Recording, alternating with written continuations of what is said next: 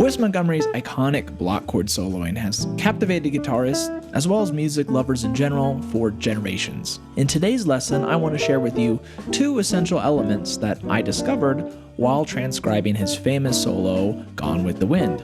By the end of this lesson, you'll be able to create block chord lines that you can use in both your comping and your soloing. Let's get into it.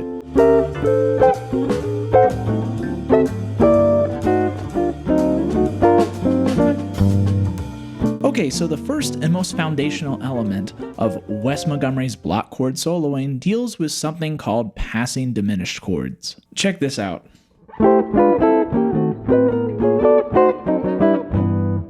This might sound complex, but really only has two elements. The first one is chord inversions, and the second one is our passing diminished chords. Once we put these two elements together, we can then pretty much harmonize any diatonic melody, such as this one.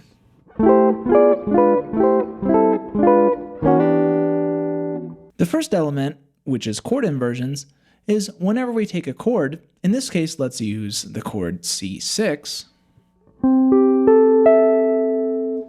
and we move each note of that chord up to the next note in the chord's arpeggio. In this case, the notes of C6 in order are C, E, G, and A. The guitar voicing that I played arranges these notes in this order. We have. Now to get an inversion, each note of this voicing goes up to the next note of the arpeggio. So C, our first note, would go to E. Then G would go to A would go to C, and E would go to G, until we get this.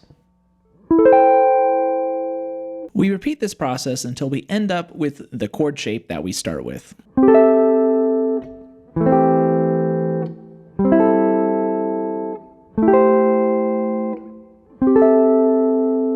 Now the next step is where the magic happens. So Wes thinks about the top note of each one of these voicings and puts a diminished chord on all the notes that are not part of an inversion by just going up the parent scale of whatever key we're in. So in this case, we're playing over C6, so our key is C, so we're just going to go up the key of C. So on all the notes that are not inversions of C6, we're going to put a diminished chord on it. If you did that, it would sound like this.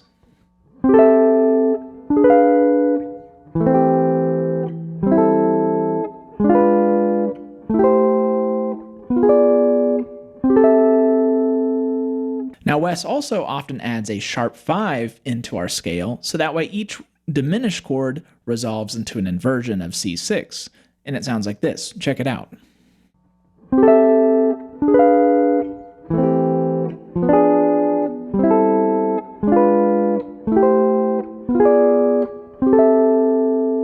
This concept forms the backbone of Wes's block chord approach, because you'll notice that the top note of all our voicings will go through every note in the key of C, including that sharp 5 scale degree. So this means that we can harmonize pretty much any diatonic melody now. So if we had a melody like this,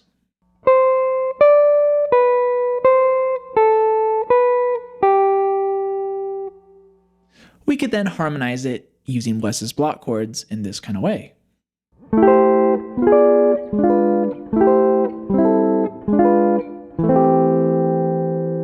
Here's another example of harmonizing a diatonic melody, much in the style of his solo on Gone with the Wind.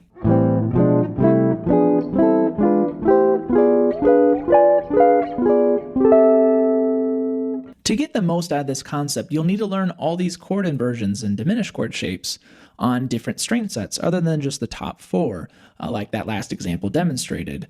So if you want a written out guide covering how to practice that, make sure to sign up for my Patreon, which you can find linked in the video description below. Now Wes also uses this concept with minor 7 chords as well. Take this line for example.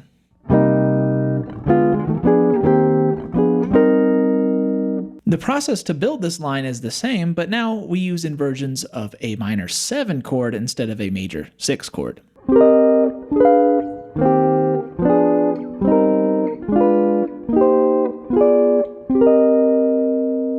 So you'll notice that he puts a diminished chord not only on the sharp 5, but also on the natural 7 using these inversions.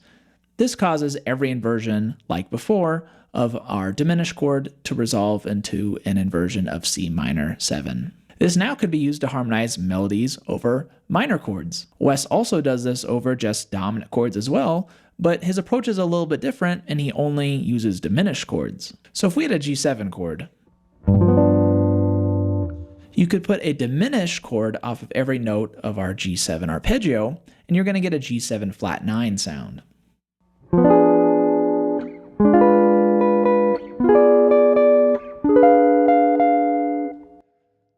Remember that when you do this, we don't play the root as a diminished chord, but rather the flat 9. So instead of a G in the top, we're going to do A flat. Now Wes will take these diminished chord shapes and approach them by half steps, so we get something that sounds like this.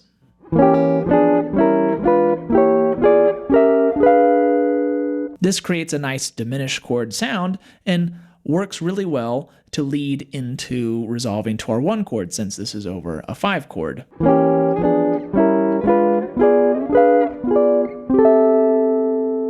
So once you can use passing diminished chords over major chords, minor chords, and dominant chords, the next step is to combine all these concepts together over some chord progressions, most commonly probably a 2-5-1. Here are a couple examples taken directly from Wes's Gone with the Wind solo.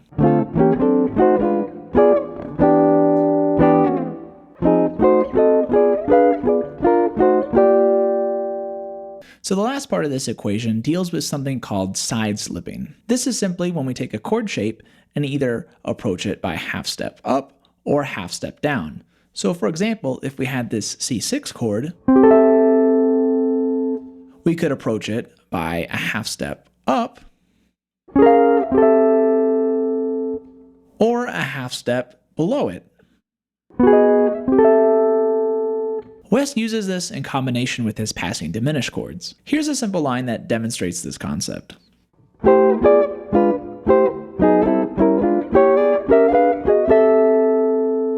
So we start out with a harmonization of our simple diatonic melody that we had earlier in this lesson.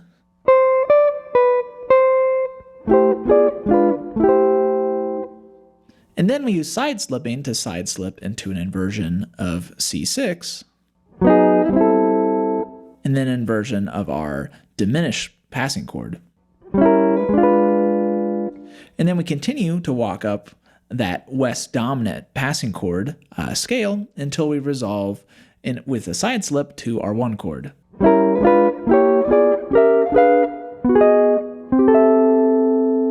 Here's another line, but this one is from Wes.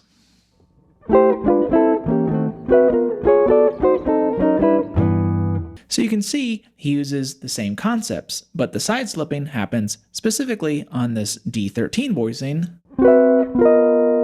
side slipping to our G major chord, and then finally uses side slipping to resolve into an inversion, again, of G major 6.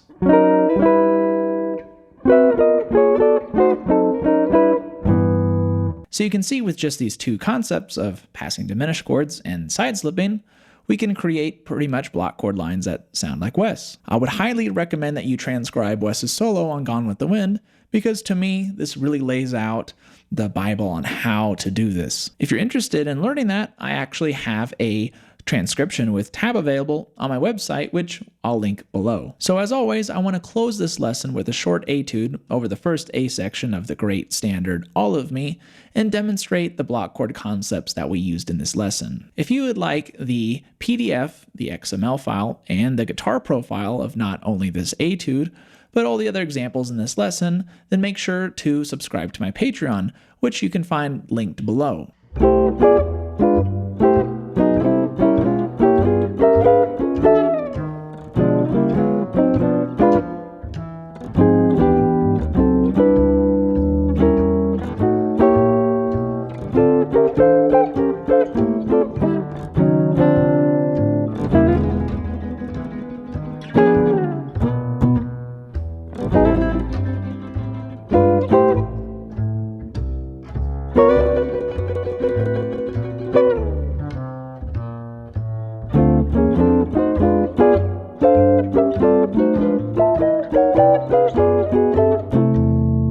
Thank you guys so much for watching this video about Wes Montgomery's block chord concept. I did this video as a follow-up to my previous video that talked about Wes's use of his arpeggio guitar shapes. That one is the first video that I've ever done to hit 100K, so I just really want to say thank you to all the support I received on that. Also, this is my first video with my new camera setup, which I have a Sony a7C, and then I have my Lumix GX7. So if you like this new setup, just let me know below, and if you have any critiques, I'd also love to hear them. Also remember that this channel is now partnered with Henriksen, so if you buy anything off the Henriksen Amplifiers website and use code Borton, you receive 5% off and support this channel. Alright guys, thank you so much for watching, and remember to always keep swinging.